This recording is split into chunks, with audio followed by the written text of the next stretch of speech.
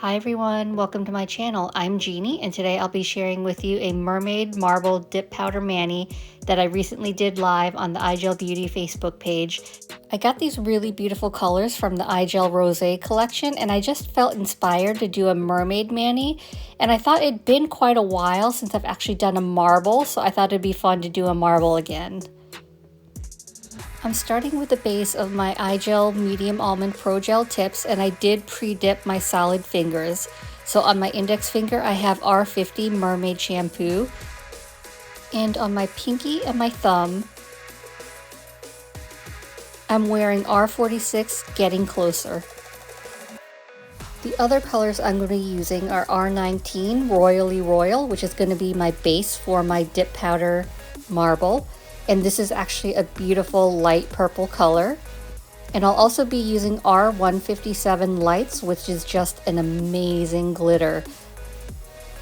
If you are interested in anything from iGel, you can use my affiliate code Jeannie60 anytime to save 60% off your order.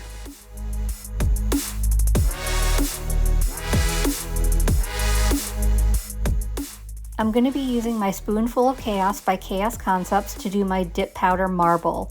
And this is just like a shallower spoon, and it's got a flat bottom, so that way when I lay it on my table, it's going to sit flat, which is really nice, so it's not going to wobble like a regular spoon. And it's got that little indent in there, so where your finger can fit nicely in there to get that marble. But I like that it's shallow, so you don't waste as much powder. This is 3D printed with a flexible material, but you'll see it's not like flimsy. It's a really great consistency. So let's get into the marble. I'll be using Royally Royal as my base for my marble, and I'm also going to use this little cuticle pusher to help scoop some of the colored powder into my marble. I need to gently pour my color into the spoon, but I need to be very careful because this is a 2-ounce jar and a small spoon. So I'm going to make sure I'm actually going to stir it first, and that way it kind of loosens it up and it doesn't all come out in like one big clump. So I lost a little bit of powder, but not bad. So I'm just giving it a tap to let it all settle.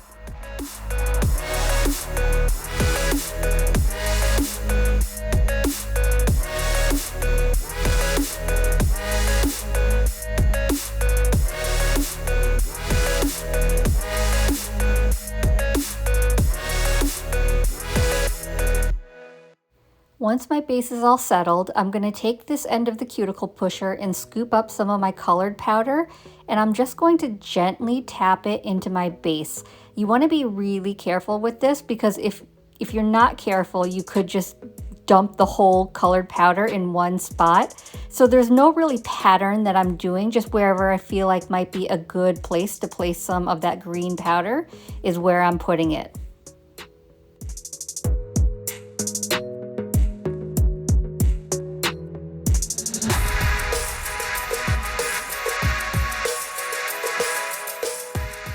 And now I'm going to go in with my second color. So I'm going to do the same thing, but I do want my purple to be next to the green. So I'm kind of following where the green is because I want those colors to be together.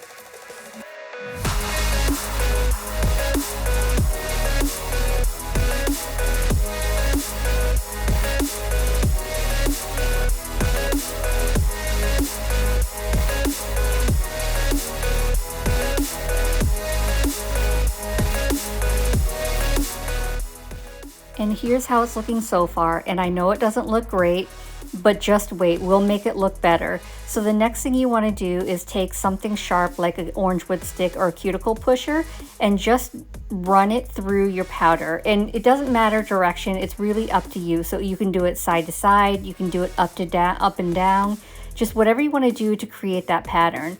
So see here, I still don't think it's blended enough for a marble, so I'm just going to now run my cuticle pusher up and down just to get them a little more mixed together. But you want to be really careful because you don't want to blend all the colors together and just make one gray color. You just want to make sure they still stay distinct colors.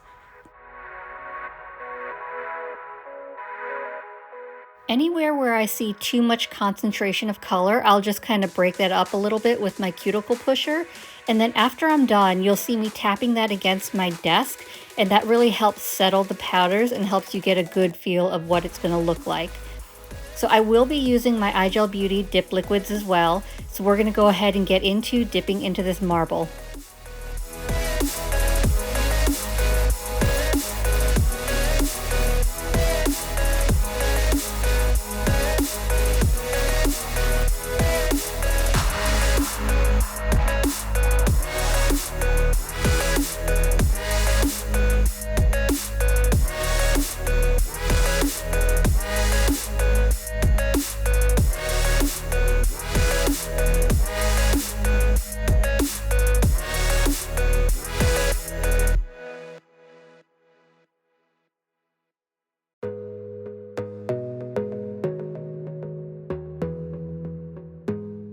I always like to look at the marble pattern I've created and decide where I like the pattern the best, and where I like that is where I'm going to actually lay my finger into it to pick up that pattern. Because the spoon is shallower, you want to be really careful. You can't just jam your finger in it or else you'll spill powder everywhere, so I just gently placed it in. So here's how my first layer looks, but I do feel like I need more color. And a lot of times when you're doing marble, you'll have to re-add more color for any additional dips.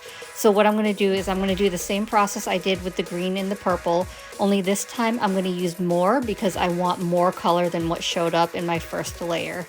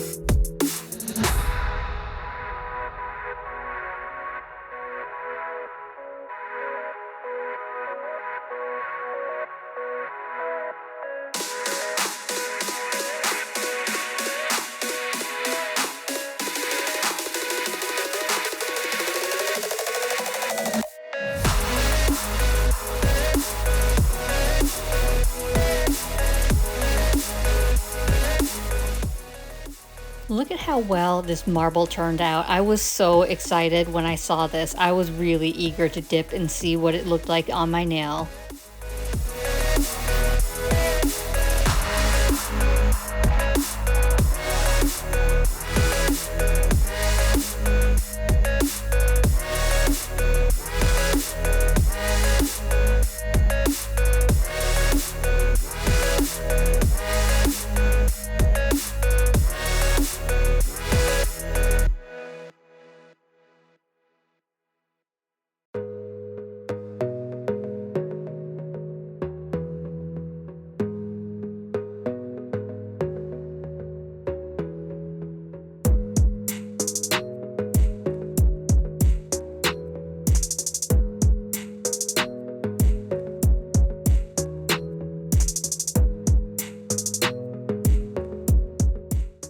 No joke, I think this was the best dip powder marble that I have ever done. I was so thrilled with the way it turned out, just the way all the colors blended together.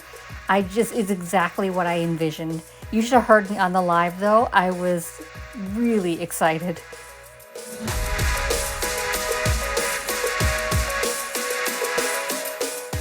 In case you're wondering what I do with the powder after I'm done, I actually have this large jar that I keep for all my excess powder. So I have one for my solids, one for my glitters, and I start new jars every year. And really, is anyone surprised that my dump jar is all purple? So look at this. I can just dust out my spoonful of chaos and I'm done, ready to go for the next one. I absolutely love this. Normally when I finish with my solid nails, I'll go ahead and cap and clear and activate before I start my glitter. And that way any stray glitters will not stick to my solid nail. But I think in the excitement of the marble, it just completely slipped my mind.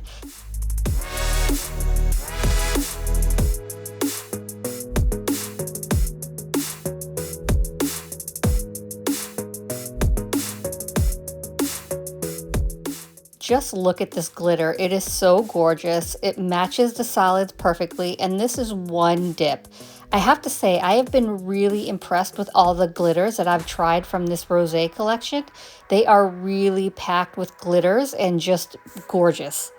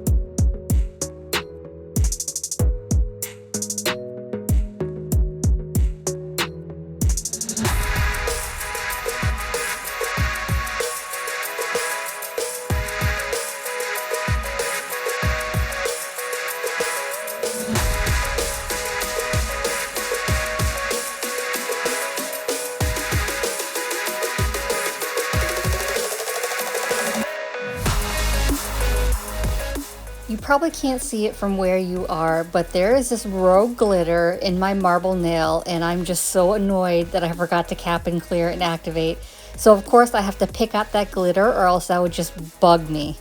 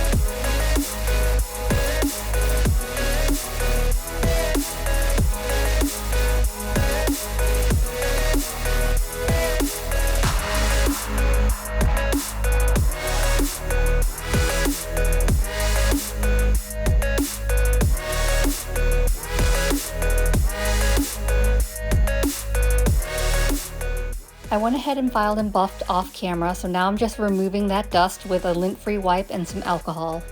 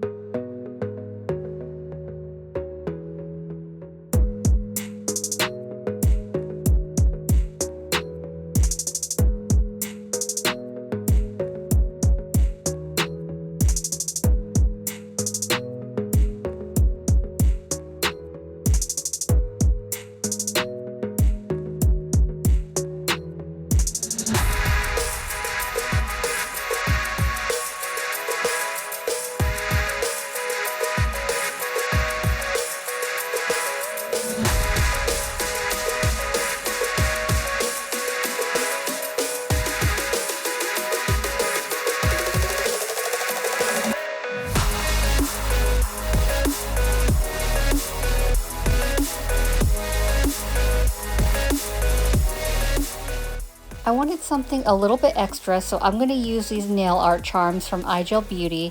And I love these charms because can you see here that they're curved? They already come curved, so they fit to curve your natural nail really well, and you actually don't have to bend them yourself.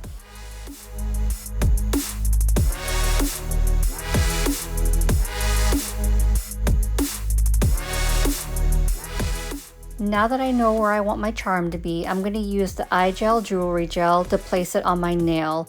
A little bit goes a long way, and this is thick and strong. Trust me, if you don't want your gems, your charms to go anywhere, this is super strong. So I'm just going to place a blob where I want my charm to fit. Because the gel is so thick and sticky, I always find using a dotting tool works best when placing your gel.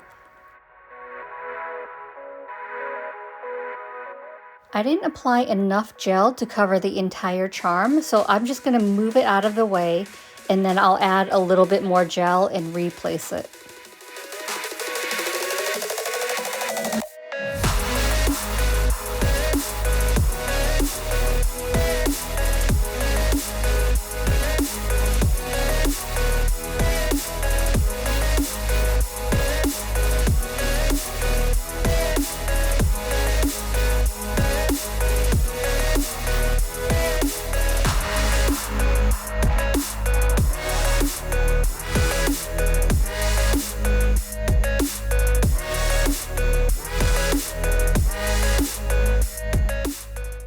I couldn't stop there, so now I'm going to add a couple of these pearls around the starfish.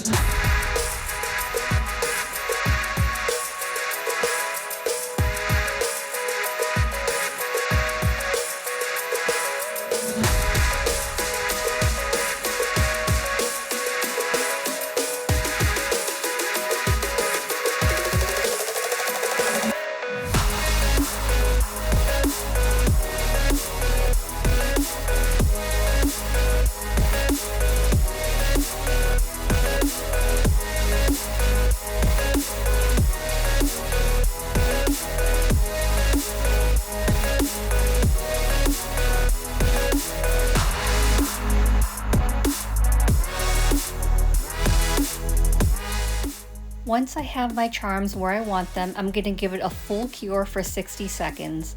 And then once I'm done, I'm going to finish off with my Scales of a Mermaid Cuticle Balm in the scent Straight Chillin. I am obsessed with this. You've seen me use it a lot because who doesn't love orange creamsicle?